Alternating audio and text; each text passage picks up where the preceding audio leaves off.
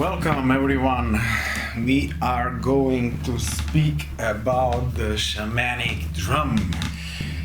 How to get one? Can you buy one in the superstore? Is that the same as doing your own drum with unique purpose for your own needs? Or you can just buy it in a store, some drum that has synthetic skin and it's made by a machine. Well, everything is relevant when making your drum for your audience. Shamans believe that whatever forces of nature are there at the moment of drum making, and whoever contributed to the making of a drum, everything is being encoded into his character, into his mission, what he's going to do with you as a drummer, and him as a vehicle for change. So your energy, types of skin that you choose, for example, usually the skins that are used is one of a goat and one of a boar, because symbolically boar goes down, because boar is dwelling through the earth, and goats antlers are going up to the sky. So symbolically you have one skin to travel to the lower world for power animals and all sorts of different healings, and then you have another skin that is totally different sound than the first one,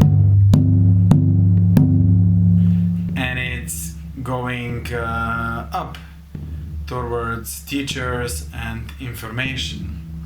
So simply put, drum is a piece of art, and the energy of it can be something totally unique. It can be incarnation of a previous drum. Drum's energy can be incarnation of a previous drum energy. That means if this drum soul was active in one of yours or somebody else's past lives, then the drum can be invited back. If that drum in the past was destroyed or decomposed, then you just made it possible for him to come back. So, as I said, everything makes sense. The symbols can come to you during dreams that you put on the drum. You can see them in your environment. You can hear about them from your friends. The drum for me was a brainstorming session. I spoke with my friends, with people that are like on similar life path than me. I got clues from environment. So what are the motives we have on here? You see the snake with the crown. That would be one of the power animals that you can take as an ego representation to go to the center of the earth. Ego is usually the one that needs to feel important, so it's the one with the crown. And in this case, I just put the crown on the snake. So, but it's paradoxical, it's not like, drum is not like strict. Like the snakes are really earthly energies, and usually they're not associated with ego. But me putting crown on the snake would be like, yeah, it has more than one meaning. it's a multi-level approach to making a shamanic drum that can be more powerful when, for example, an ego is also invited to be part of earthly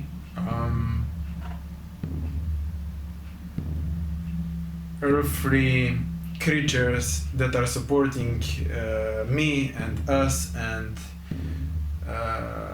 Earth for to improve future, to have better future, to invoke change and flexibility. You know, it's like kind of paradoxical, having Earth, having ego crown on a snake, but that's the way I do it. This specific drum is the incarnation of a female spirit, and as I said, I get this information during dreams and talking with my friends that are swimming in the same or similar waters than me. So we have a snake, and wood would be from Australia, made from Roland Barkley.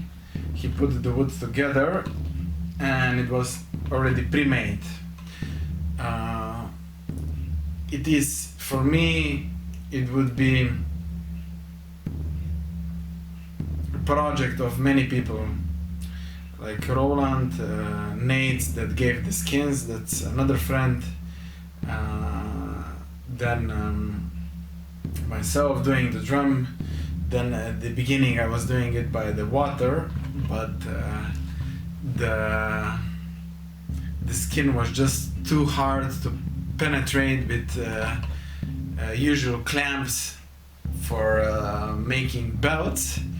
So I had to do my own tools, and that is also being integrated into the character of the drum. It was really hard to make holes, so I made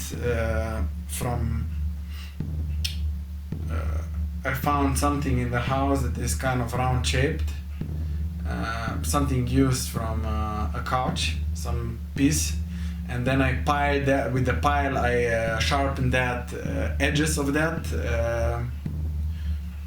tool. It wasn't tool at the beginning, but it was formed into a tool with my help. So all of this was a process. It's not like if I could not make it at the riverside, then that doesn't mean it's a failure. It just means that you need to work harder.